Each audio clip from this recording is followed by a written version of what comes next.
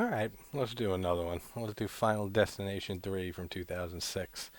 Now, this is James Wong. Again, not James Wan. James Wong, who directed the first movie, returning for this one. And I just looked up because I was talking about the budget for the second movie versus the first one. I was surprised to find out that the second had a bigger budget by like a few million, 3 million or something like that. That kind of blew me away because it may have had a bigger budget, but it feels a lot less. I don't know. It feels like it has like a lot less of that budget, if that makes sense. Like I don't know. To me, it looks a lot lower budget than the first movie for some reason. But this movie is like the last one for me that looks like it should have been released in theaters. I'm pretty sure all five of them, yeah, because the fourth one was in 3D. The last two feel more like direct to video, like especially with how over the top the CGI gets and stuff. But this one is at least fun. We have a Mary Elizabeth Winstead, who's always fun to see. She always looks sad all the time. Like every character that I've ever seen her play, she just looks sad, like a lot of the time. Like it's just her face. I mean, she's a gorgeous girl, but brighten the fuck up. Like I don't know. It looks like she's just upset about something. But she's a great actress. I don't want to say great. Yeah, she's good. She's a good actress. But we have her. We have her younger sister, who's not too big of a part in this movie, but she was. It was surprising seeing that actress again in the movie I just saw from last month. There's something wrong with the children. She's in that, and I was watching that movie. I said, I know this girl's face. And then, like, after a few seconds, I was like, Final Destination 3. And it was. I was like, damn, I haven't seen this girl in like 20 years. But she's the younger sister. And then the boyfriend of Wendy, Mary Elizabeth. I'm not saying that her whole fucking. That's such a mouthful for a name. Are you serious? Like, condense your fucking names. Like, make it like two fucking words. Maximum. Besides that, you're not getting taken seriously. But I like all the characters in this, but her boyfriend in the movie, who dies like early on, so he's not in a lot of it. He's in Tucker and Dale versus Evil, and he plays the crazy college kid. Like, so he's a much bigger role in that movie, and he's hilarious in that. So good to see that he was in a decent movie before that. Now the whole roller coaster, premonition and tragedy, cool, because a lot of people are afraid of roller coasters, and there's just not as many characters in this movie that I care for at all compared to the last two movies. But Wendy, her sister's kind of a bitch, so I'm like indifferent on her.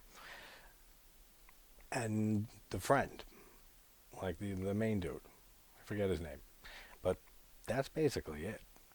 I kind of like McKinley, like the slicked up black haired dude, like the gothic looking dude almost. Like him a bit.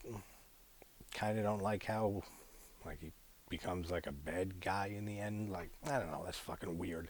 But this is like proud. This is definitely my third favorite. Like this whole series pretty much goes two, one, three, five, four for me. Like on every rewatch. So I'd be surprised if five will change my mind, but I severely doubt it. But it's cool.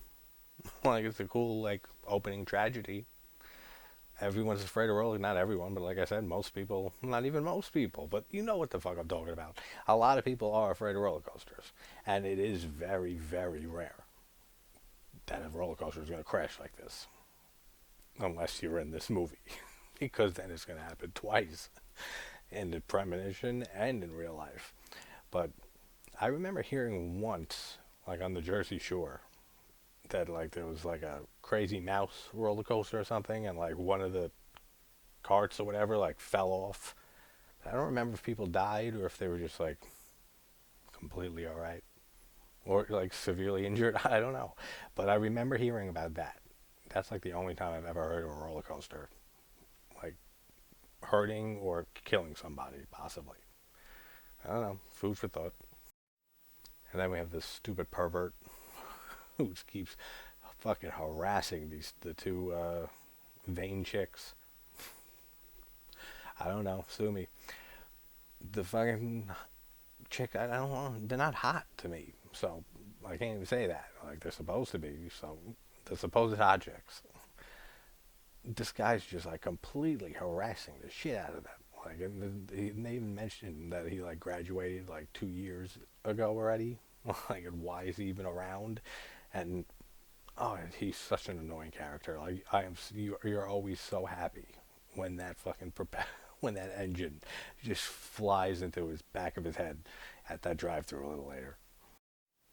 I also like what they did with the inclusion of the pictures in this movie, with her being a photographer, and from her taking pictures at the carnival, it gives her little clues into how everybody else is going to die. They're not very fucking good clues, like at all, but they help a little bit, I guess. Like there's something. Like some of them help more than others.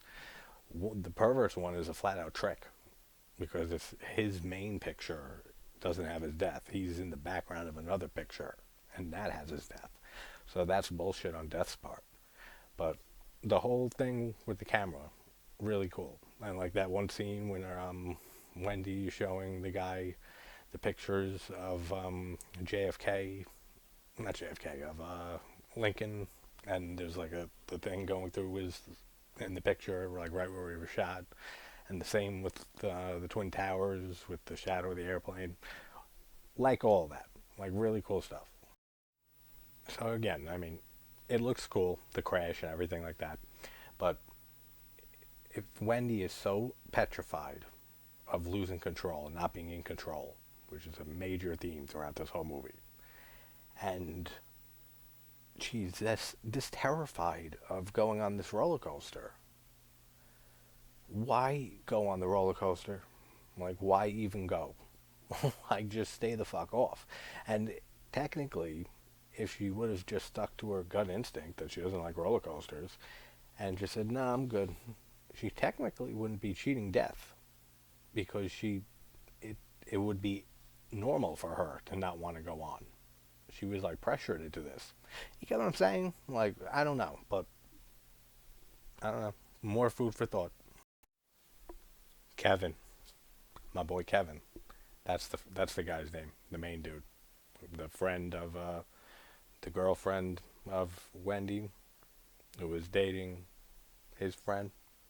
You know what I mean? The main dude of the movie, Kevin, is his name. So him and Wendy, he starts piling on the exposition about Flight 180, and then people got off the plane, and then it blew up, just like somebody thought it was going to, just like it keeps happening in all the movies. And then she doesn't want to hear it, so she kind of just says like, fuck you, and like drives off like a bitch. Like I mean, I get it. She's fucking hurting inside. I get it, but so is he. I mean, and he even says later in the movie that he was going to propose to her, and she said at the carnival to Wendy that she was going to dump his ass, like right before they went away to college or some shit. So I don't know. I feel for the guy. Is what I'm trying to say. But that's my boy Kevin. And then we get Ashley and her stupid twin friend. I don't remember her name. And then they go to the tanning salon, which I remember, just like people didn't want to get on airplanes after the first movie. People didn't want to drive behind logging trucks ever again after the second movie. I remember so many girls that stopped going tanning, like back when this movie came out, 2006, right? Yeah, like because of this movie. Saying, no, did you see the new Final Destination? Dude, it's so funny. And whatever, I think they'll, whatever. But I love how, like, again, how I don't want to say in every fucking movie, like every video for every the installments, but it's the same thing with every one. Just how brilliantly everything is built up to the death scenes. Like awesome, cool, great. And like when the guy's like in the back and he's talking on the cell phone with whoever the fuck that is, his lover, or who knows who it is, and he's just oblivious to his whole business, like doesn't really give a shit about his business at all. Like it really doesn't seem so. And Ashley and Bimbo go and they get in the tanning booth, and then they take the drink that they're not supposed to have, and they put it on top of where the fuse box is or whatever. And then it starts dripping, and then it starts electrifying, and then the temperature starts rising, and all of that. Awesome.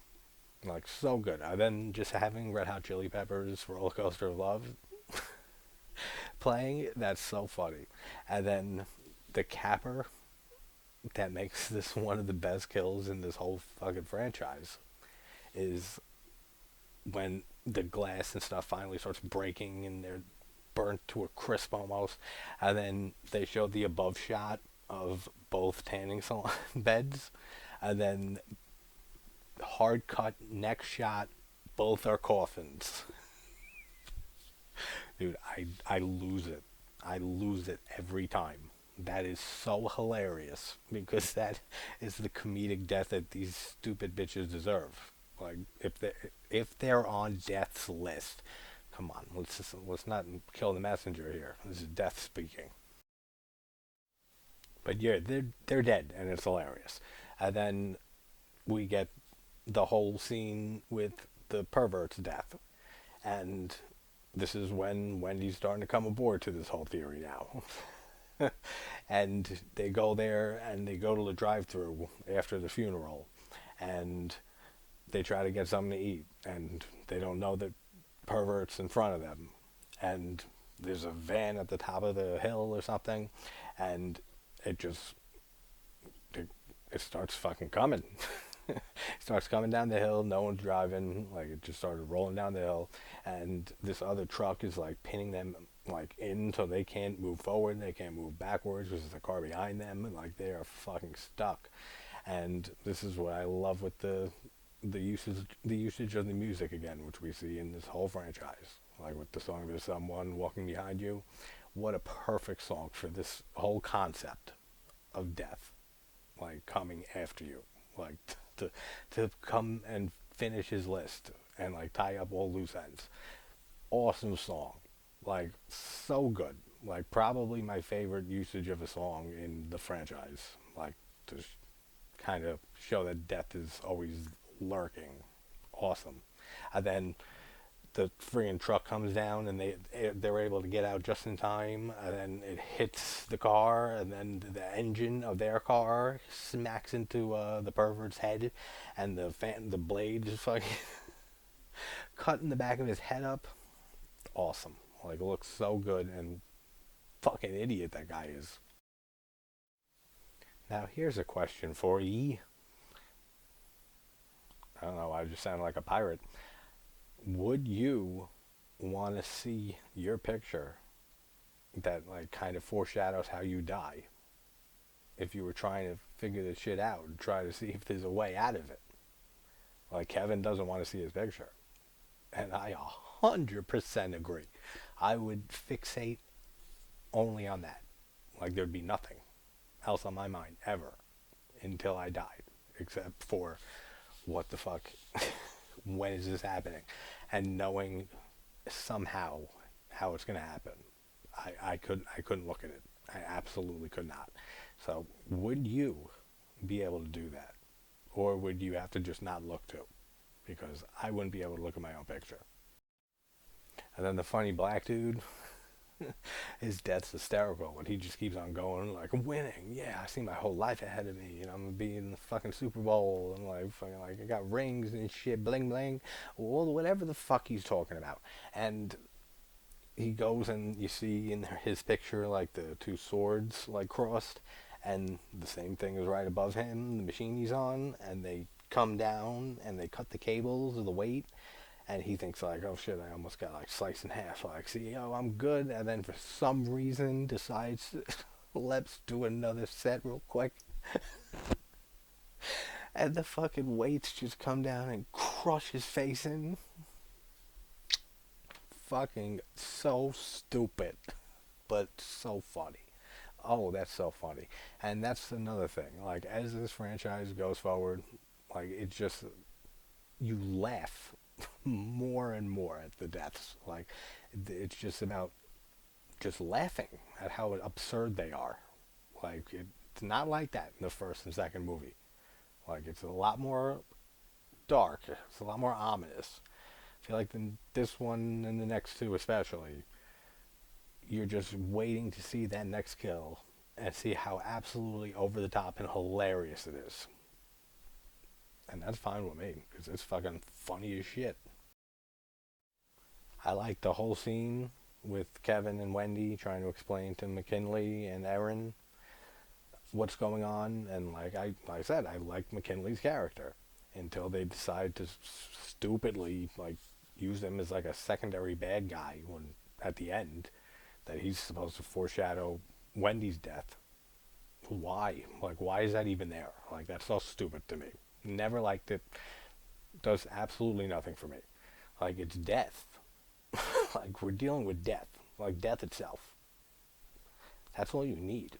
You don't need, like, some other, like, nutcase fucking teenager running around causing people's deaths. Like, we have death itself. Thank you very much. Like, we don't need anything more. But I love that whole scene with their dialogue and stuff in the warehouse. And how dismissive and kind of scientifically and like from a realist perspective that McKinley's looking at it all from. Until Erin gets knocked over after McKinley's death is like his life is saved because he gets pushed out of the way when the fence posts come down. But then Erin gets pushed back into the nail gun and like her face gets nailed together like this. Awesome. That looks so good and pretty chick too. I mean, before the nails in the face, but I mean, after. I like the whole little reveal that Jill, is this her name or Julie? Julie, Julie. Yeah, how Julie was also on the roller coaster. How that never came up between those two sisters, like ever. Are you fucking kidding me? That is so egregiously stupid. I get it. They make it like they have a distant relationship from each other, but that's something that transcends all of that. Like, are you kidding me? That's probably the stupidest shit in this movie. Then we get the whole finale at the bicentennial, tricentennial, the town, whatever the fuck it is. It's old. That's all you need to know. It's an old ass place that people have been giving up their dreams for and just settling in this town for a whole bunch of centuries now. And they're having their little like fireworks show and stuff. That whole finale is pretty cool. It's not great. Like, it's really not. Like, the whole ending to this movie, well, it's not really the ending, but like kind of the ending, like the fake out ending. Meh, it's all right. We get Julie, who's getting dragged by the horse, and then she ends up like almost like getting pulled into the crop, whatever the fuck, spikes, and Kevin has to use the knife or sword, whatever the hell it is, and has to cut the rope just in time before she gets pulled into there. And then his picture is that looks like a firework like went off in his face. So that's what he's freaking out about. But it ends up being, what was it? It was like a propane tank or whatever, like exploding in his face. And Wendy pulled him off at the right time. So like all these deaths get evaded. And McKinley thinks that he can't die because he had already skipped him. But he doesn't know that that chick can circle back around. And he gets smashed with that sign. And it looks awesome. Like, great kill. Again, I don't really care for how they take his character at the end. And it just doesn't, like, feel like that his character. Like, I get it. Like, he's freaked out about what happened to his girlfriend. Still, it's fucking weird. So I don't care for it. Never have. I don't know. As much as I like the character of Wendy, I mean, she's alright. Like, again, like, she's fine. Like, she's not a great character. She's no Kimberly from the last one. She's no Clear from the first movie. Or Alex, like the person with the premonitions and shit. No, she's not. But she's fine. But this whole ending with her, she had a chance to get off of this train. She did. She was on the train on the subway, and Julie, her sister, was supposed to meet her at her place or whatever later that night, but she got there early or some shit, so she got on the train, and that's why she stayed on. But before that last stop, where she could have got off, she hears that dude with an acoustic guitar playing this song from earlier. There's someone walking behind you in the most slow, ominous, dark, fucking foreboding sounding way. That as I'm out, like I'm out. As if I heard that going through what I just went through as her, she's an idiot for not getting off of that train. She should have got off right then and there. As she ran into her sister, she said, "Yo, sister, no, get off this fucking train," like immediately. And I don't know what else to say. Like, that's what she should have done, because that's insane. Like, even if you were like not superstitious at all, even though you went through this crazy shit, you would be an idiot to not pay attention to that sign. And yeah, so then Julie gets on, she stays on the train. She's worried about it, and she's seeing signs. I like how she sees on the train, like the tanning salon sign, and one of the other things, and something that says McKinley, I'm pretty sure, like all things that relate to like prior events in the movie.